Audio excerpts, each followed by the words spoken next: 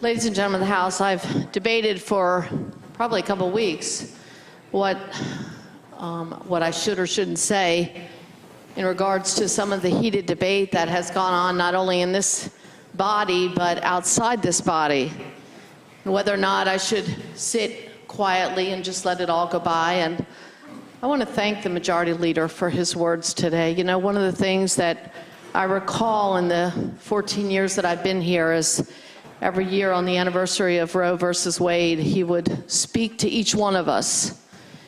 We haven't done that the last couple years, and the reminder was so refreshing to think about the reason that some of us are here.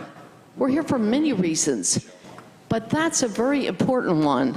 And when people wrote to me and said, "Shame on you," you know, I felt the same way to them. Shame on them, because we're talking about life.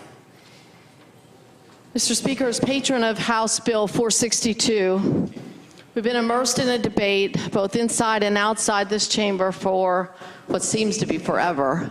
And as much as I would like to see it stop, and I hope today will be the end of it.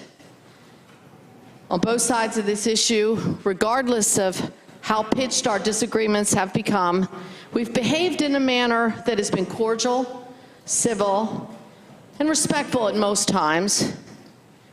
Even when the points being made were contentious and members of differing views in here strongly disagreed, we could still count on doing so agreeably.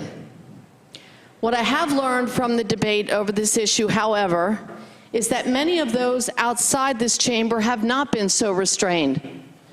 For the last several weeks, I and many in this chamber who have joined me in support of House Bill 462 and the Senate bill that no longer exists, have been subjected to vile, crude, disrespectful, and frequently obscene messages from those who disagree with our position.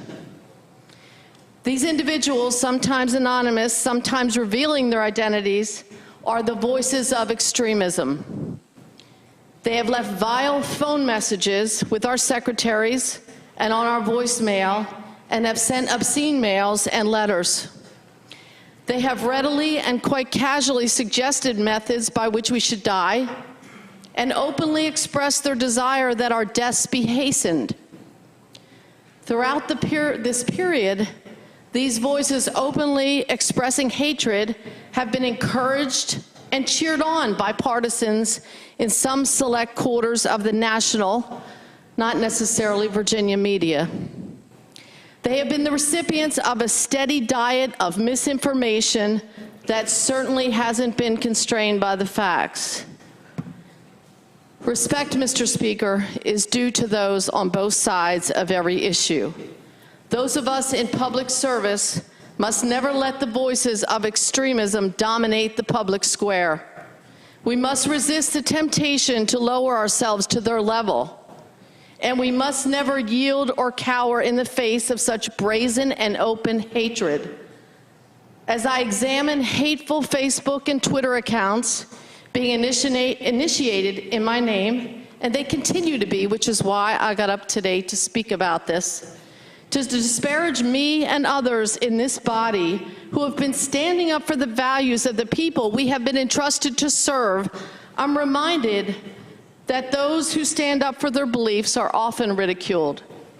But I take satisfaction, Mr. Speaker, in accomplishing a goal in the face of derision, and in having never succumbed nor yielded to those voices of extremism who have embraced hatred. Thank you, Mr. Speaker.